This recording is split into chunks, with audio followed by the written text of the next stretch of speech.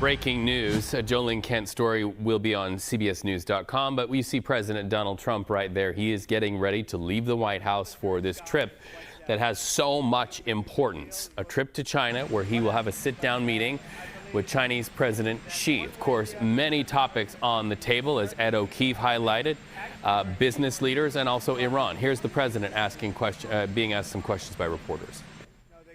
What? I think they're great. I think the Pakistanis have been great.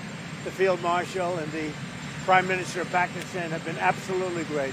What is your message to President Xi as it relates to the Iran war? Well, I think, number one, we're going to have a long talk about it. I think he's been relatively good, to be honest with you. You look at the blockade, no problems. They get a lot of their oil from that area. We've had no problem, and he's been a friend of mine. He's been somebody that we get along with. And I think you're going to see that good things are going to happen. This is going to be a very exciting trip. A lot of good things are going to happen. Mr. President, do you think he needs to intervene at all with the Iranians? I don't do you think he can help in any way? No, I don't think we need any help with Iran. We'll win it one way or the other. We'll win it peacefully or otherwise. Their Navy's gone. Their Air Force is gone. Every single element of their war machine is gone. They've killed a lot of people. They've killed 42,000 people at least over the last month and a half. We win. Mr. President, no matter how you cut it. Mr. President, what do you believe, Mr. Kurdi, sir? Mr. President, do you believe your visit to China will impact of international economy and price of oil? It's going to be a positive. We're going to have a very good meeting. I spoke with President Xi. We both look forward to the meeting. It's going to be great. Mr. President, Mr. President, what is going to be your red line to end the ceasefire for you? What will it take to pull the plug? Well, we're going to see, and we'll be thinking about it on the flight, and we'll be thinking about it for the next little while. But we've beaten their militaries very soundly. That's over with. The blockade is very effective. It's been 100% effective. And one way or the other, it's going to work out very well. It's going to work out very well. I think you're going to have so much oil, you're going to have a gusher of oil like you've never had before. So when oil goes up a little bit, I thought it would go up much more. If you go back 3-4 months ago, when we were contemplating, we assumed oil would go much higher. Yesterday it was at $99. And if you think about it, I would have taken that all day long because it's very simple. Iran cannot have a nuclear weapon. They will not have a nuclear weapon. They know that. They've agreed to that. And then that's not what they said to me when it came to pay. We don't play games. They're not going to have a nuclear weapon. Mr. President, you promised to bring inflation down. It's now at its highest level in 3 years. Are your policies not working? What's happening? Policies are working incredibly. If you go back to just before the war, for the last 3 months, inflation was at 1.7%. Now, we had a choice. Let these lunatics have a nuclear weapon. If you want to do that, then you're a stupid person, and you happen to be. I mean, I know you very well. Anybody that wants them to have a nuclear weapon is a stupid person. So we said we're going to take the greatest stock market in history, and we're going to go down a little bit, and actually that turned out to be incorrect because our stock market is now at the highest point in history, which frankly surprised a lot of people. It's a very simple message. Iran cannot have a nuclear weapon, and they won't have a nuclear weapon, and that's 100%.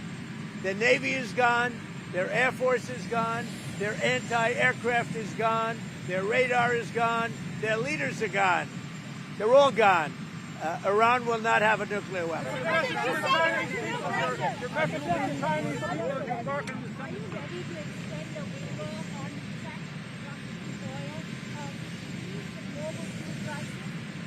to do whatever is necessary, and as soon as this war is over, which will not be long, you're going to see oil prices drop, and you're going to see a stock market, which is already at the highest point in history, go through the roof.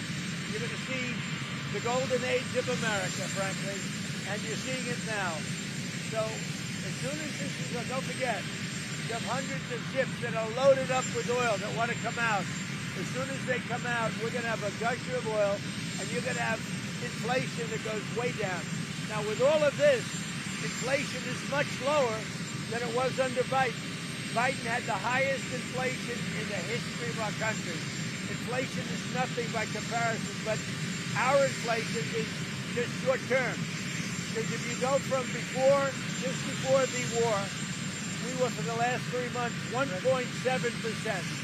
And now what you have is as soon as this war is over, you're going to see inflation go down to probably 1.5%. Will you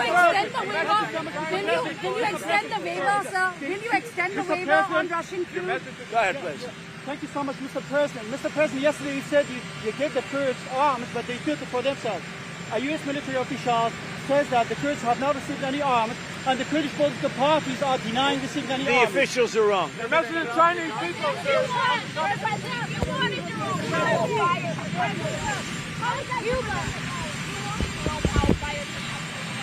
that different than your ballroom? So what happened is we have a ballroom that's under budget. It's going up right here. I've doubled the size of it because we obviously need that. And we're right now on budget, under budget, and ahead of schedule. I doubled the size of it, you dumb person. It's double the size. You are not a smart person. Right over here. Wait a minute. Right over here. And based on a lot of things that have happened over the last year, we doubled the size of the ballroom. So we're going to have a ballroom that's appropriate for the White House. We doubled the size. The ballroom now is ahead of schedule, and it's a little bit under budget, depending on the finishes that we use. Does the president of Cuba have his days numbered? Well, they're not doing well. Cuba is not doing well. It's a failed nation, and we'll be talking about Cuba at the right time. Mr. President, let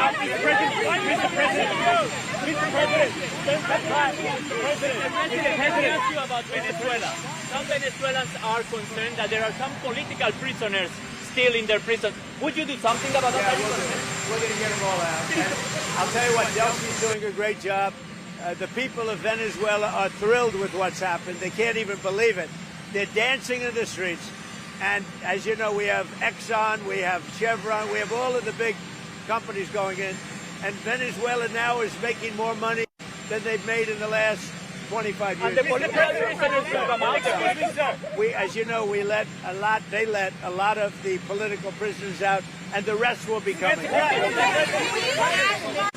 Well, I don't want to say, but Marty's a great guy. All right, we will continue to listen to President Trump on his way to China.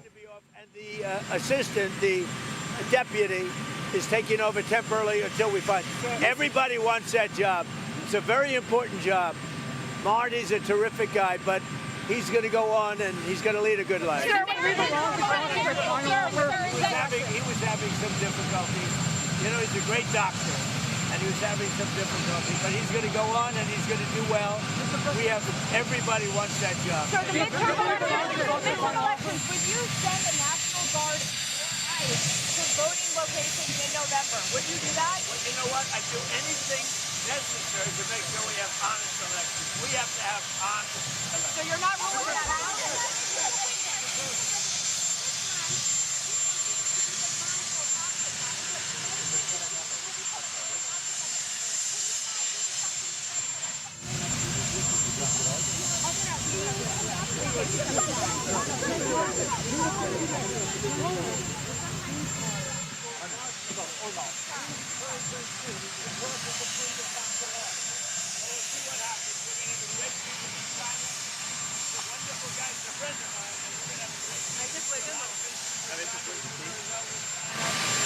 And they do well with us, and the relationship is very good. We are going to have a great meeting. Do you think he's got what it takes to convince the Iranians? Whatever he can do to help the White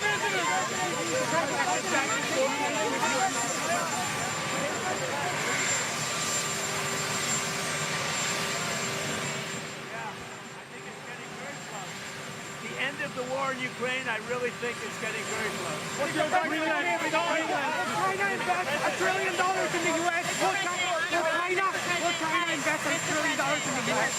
When you're negotiating with Iran, Mr. President, to what extent are Americans' financial situations motivating you to make a deal? Not even a little bit. The only thing that matters when I'm talking about Iran, they can't have a nuclear weapon. I don't think about American financial situation. I don't think about anybody. I think about one thing. You cannot let Iran have a nuclear weapon. That's all. That's the only thing that matters. Mr. President, will China invest $1 trillion in the U.S. or NATO? Dan? What is more broken, NATO or OPEC? Well, OPEC is having some difficulty right now because one of those things, but that has nothing to do with me. NATO was very disappointing to me. NATO was not there when we wanted them. We don't need NATO. We don't need NATO. But if we did need them, they just weren't there.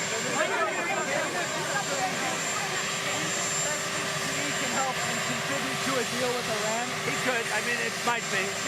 I don't think we need any help with Iran, to be honest with you. They're defeated militarily, and they'll either do the right thing or we'll finish the job. They're either going to do the right thing or we're just going to finish the job. The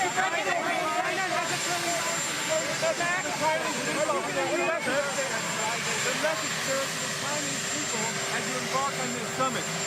That we're going to have a great relationship for many, many decades to come. My relationship with President Xi is a fantastic one. We've always gotten along, and we're doing very well with China. And working with China has been very good. So we look forward to it. As you know, President Xi will be coming here toward the end of the year, so that'll be exciting too. I only wish we had the ballroom finished. The ballroom is right on budget and ahead of schedule, but I wish we had it finished now. You also may want to do one other thing. You may want to go see the reflecting pool, because that's under construction, and for the first time since 1922, it's going to work properly. Sure, and the gas tax in Congress.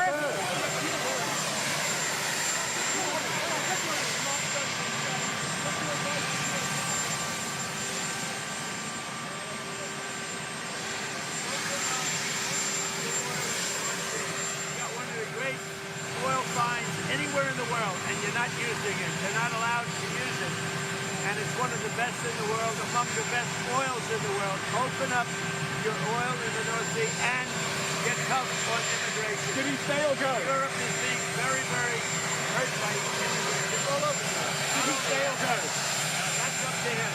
But I told him from day one, you're getting killed on energy. You're windmilling your country to death. Open up the North Sea. You have one of the greatest sources of energy in the world. Open up the North Sea. Should state governors drop taxes on oil? Would you ask them to do that? I think it's a great idea. Mr. President, yes, two questions. Has there been any understanding between you and Putin that Russia should get entire Donbas? No.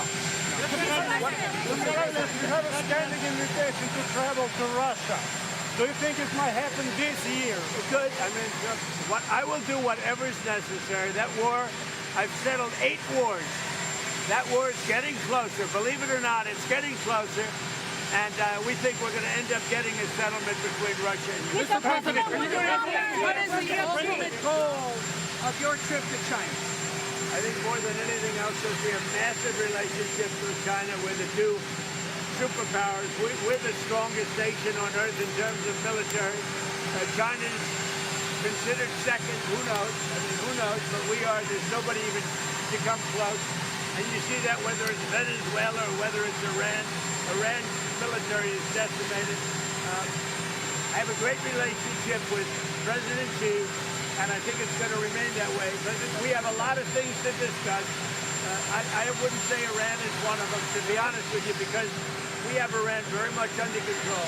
We're either going to make a deal or they're going to be decimated. So one way or the other, we win. What about We're going to be talking about, with President Xi about a lot of different things. I would say more than anything else will be trade. Did you say earlier that the only thing that matters to you when it comes to Iran is a nuclear weapon? You're not considering the financial impact of this war on Americans? The most important thing by far, including whether our stock market, which by the way is at an all-time high, but including whether or not our stock market goes up or down a little bit, the most important thing by far is Iran cannot have a nuclear weapon. What about the pressure on Americans and prices right now? How concerned are you about Americans, how they're feeling about what they're paying for food? Are you listening to them? Every American understands, and they just had a poll, like 85%, which is surprising. It's only that they understand that Iran cannot have a nuclear weapon. If Iran has a nuclear weapon, the whole world would be in trouble because they happen to be crazy. They're not going to have a nuclear weapon. Now, if the stock market goes up or down a little bit, the American people understand it. When it's over, you're going to have a massive drop in the price of oil, which a lot of people thought would be higher. I mean, it was $99 yesterday, which is low, which is relatively low. When this war is over, oil is going to drop. The stock market's going to go through the roof. And truly, I think we're in the golden age right now. You're going to see a golden age like we've never seen before. The minute it's announced, and I'll be the one to announce it because I'm the one that makes that decision, I could leave right now, and it would take them 25 years to rebuild their country. But I don't want to do that. I want to have it complete and total. So you ready? As soon as this war is over, you're going to see numbers like you've never seen. Stop the pushing! Stop it! I know how much you value loyalty. Are you comfortable with people serving in the military if they personally oppose the Iran war for you? It doesn't mean I'm happy about it, but Well, not like I live with a lot of different So voters who are confused about the changing maps, the changing dates, and the African Americans concerned that this is going to draw black members of Congress off the map, what do you say? Well, I think it's been a wonderful process. They've been, the Democrats, or as I call the Democrats, because they are dumb in so many ways, they've redistricted for years. And now we took our shot, and it looks like we're going to pick up a lot of seats, and that's a good thing. That's a good thing. We want voters to have their choice. We want fair voting. We want fair elections. The Democrats have been cheating on elections for many years, and all we're doing is winning. Thank you.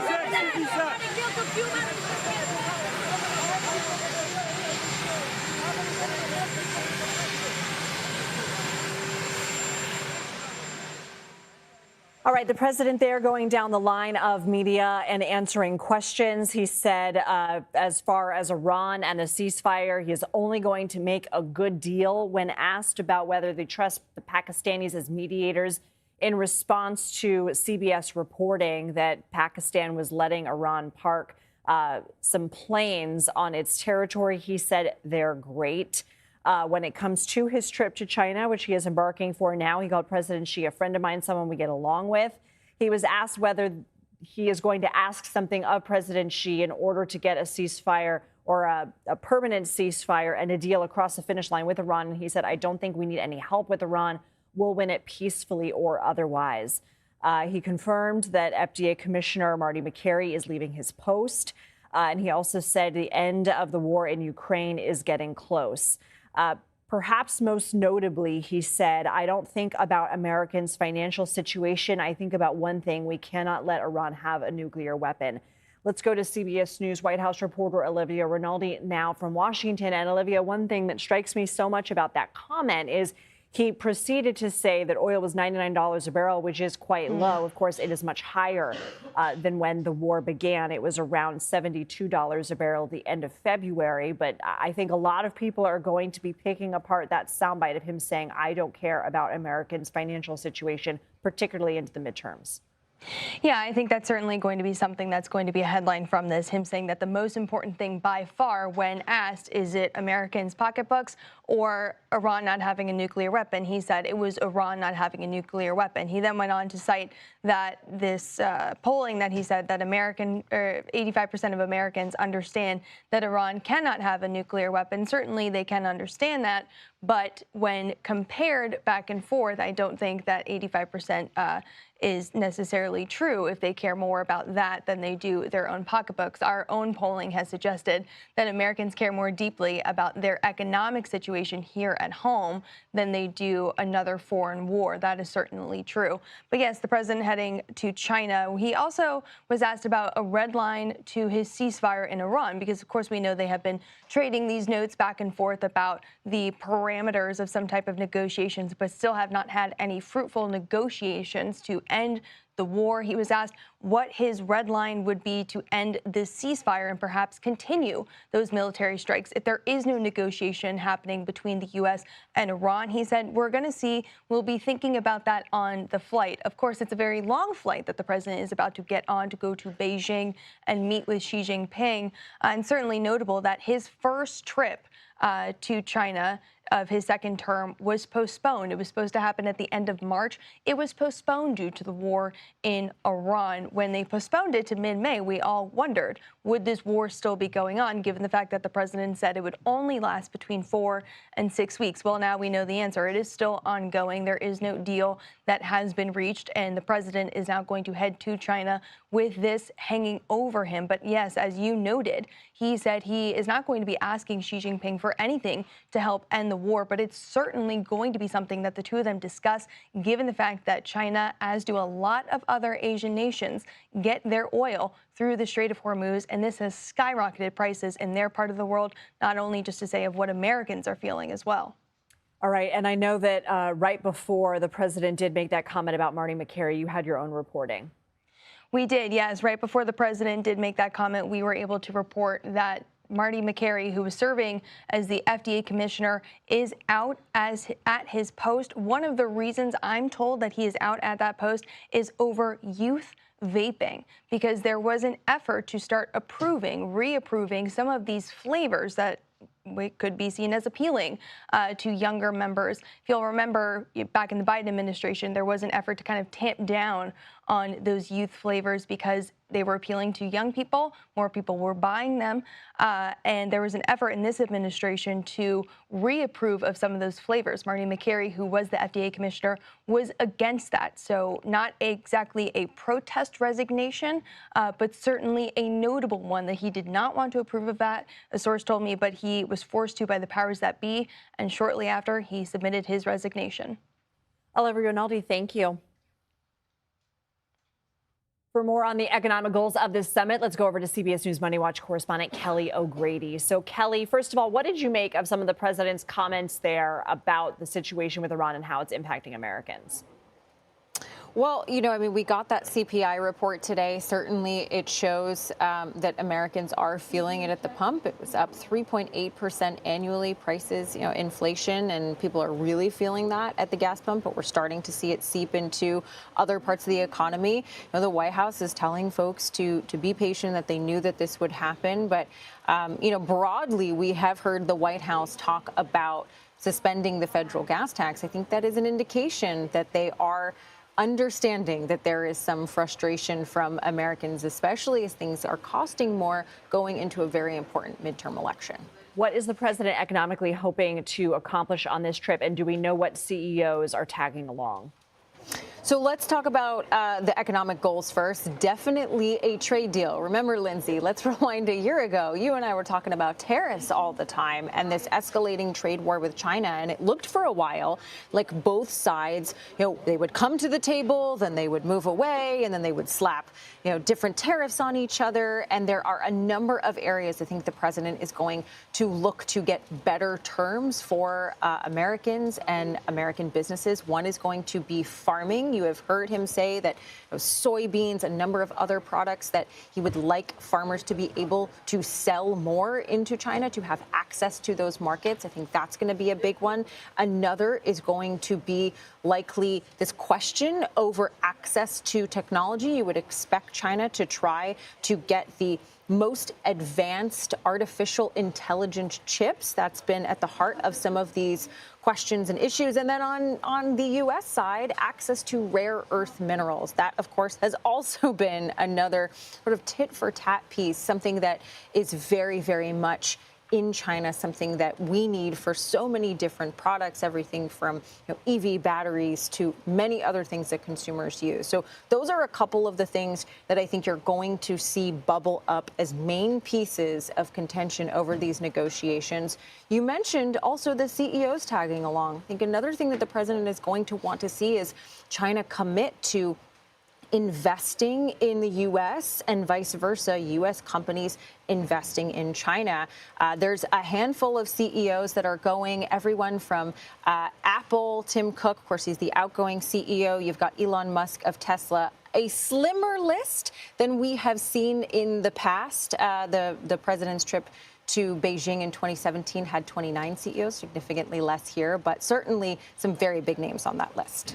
All right, Kelly O'Grady, appreciate you. Thank you. Let's go to CBS News national security contributor Sam Vinograd. So, Sam, there are so many areas where they could veer into in terms of tensions between the U.S. and China. We have Iran, we have Taiwan, we have Russia. Take your pick. Where would you like to start?